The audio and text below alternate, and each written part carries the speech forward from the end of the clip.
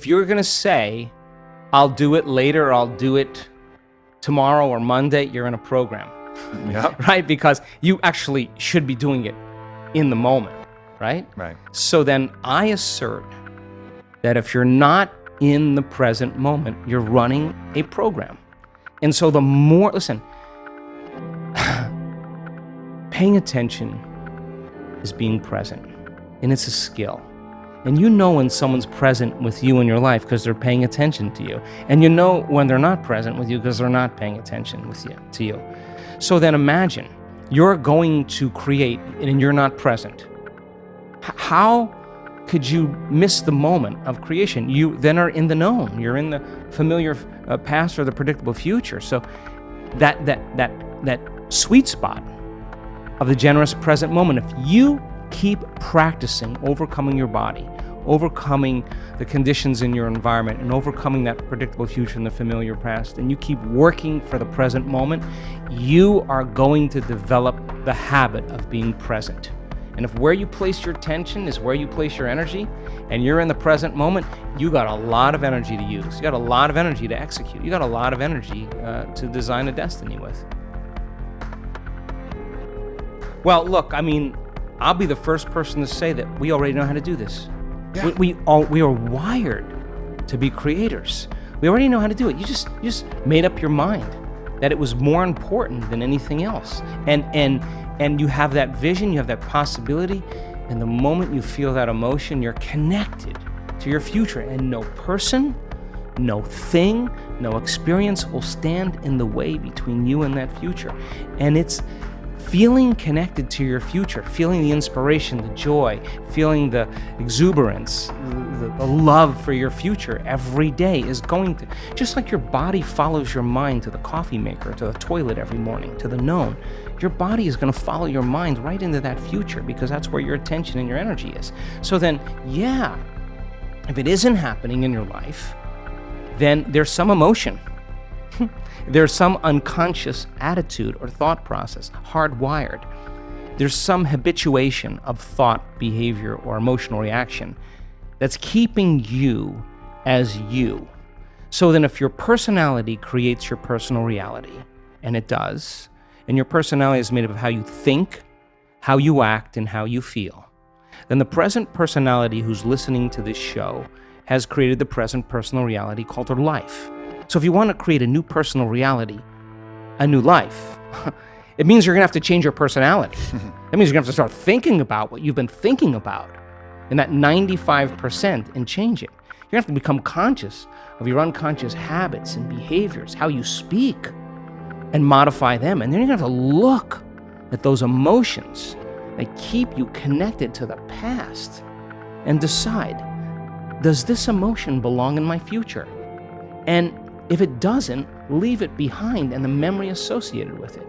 So most people try to create a new personal reality as the same personality, and it doesn't work. We literally have to become someone else. And the act of becoming is a function of overcoming. So that means you got to light a match in a dark place. And when you sit down and all of a sudden you hear those voices, I can't, it's too hard, I'll never change, it's my ex's fault, it's my boss's fault, I'm too this, I'm too that, I'm too old, I'm too tired, it's too late. And those are the thoughts that are the boundary of the known. And now you're stepping out into new territory, and the body that's been conditioned to be the mind emotionally is saying, don't leave the known here. Stick with guilt. It's much better. Stick with suffering. At least you can predict it. And yet your conscious mind is wanting to go for a ride, and your body's going, whoa. So then it may take a little time to help the body out of the past. It takes some time, right?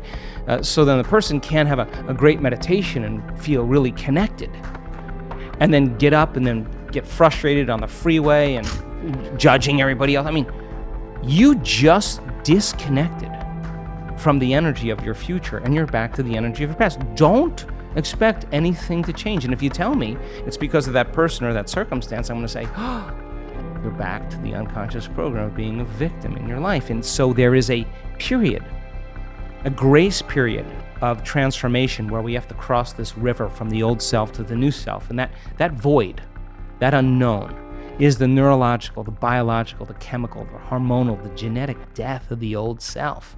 And most people, the moment they step out, and the hardest part about change is making a new choice. The moment you make a new choice, get ready. You're leaving the known. It's going to be uncomfortable. It's going to be unfamiliar. There's going to be some uncertainty. You can't predict. You're not in the known any longer. And most people, they step out and they hear that voice. It's too hard. You never change. And they believe in that thought. And that thought leads to the same choice, which leads to the same behavior, creates the same experience, produces the same emotion. And then they say, oh, this, Aubrey, feels right to me. No, that feels familiar. So then, if you're becoming conscious of how you speak, you're sitting in your meditation and you're becoming aware of how you act, that you complain and you blame and you make excuses, you feel sorry for yourself, you judge other people. Now you're conscious of what you were unconscious of. That's a victory too, because consciousness brings awareness and there's an energy that goes along with that. And now all of a sudden, you're not in the program. You're the consciousness observing the program. You're outside the jar. You're objectifying your subjective self. You're seeing yourself through the eyes of someone else. And then when you look at those emotions and you say, my goodness, I didn't even know it was guilt. This is how I always feel. I didn't even know it was guilt. Now I know. All right, well, now that you know, you can't not know. So then what are you going to do? You're going to live with the knowing that you're a victim or you're guilty or you're suffering? No, the insight isn't going to do anything until you initiate some type of change. So then you say, I'm going to stop blaming, complaining, make excuses, feeling sorry for myself, judging other people. Now you're in the river. And there's a tug for the brain and body to go back to the familiar past. And every day, if you just work on practicing and changing it, you will go from one state of being to another state of being. And you will begin to think differently. What thoughts do I want to fire and wire in my brain? That's a good question. What behaviors do I want to demonstrate in one day? The act of closing your eyes. As an athlete, you know this, and you begin to rehearse in your mind, mentally rehearse what you're about to do, begins to install the neurological hardware in your brain to look like you've already done it. Now the brain is no longer a record of the past. It's now a map to the future. And if you keep hitting that hardware over and over again, the hardware is going to become a software program. And who knows? You just may start acting like a happy person. There's no magic there.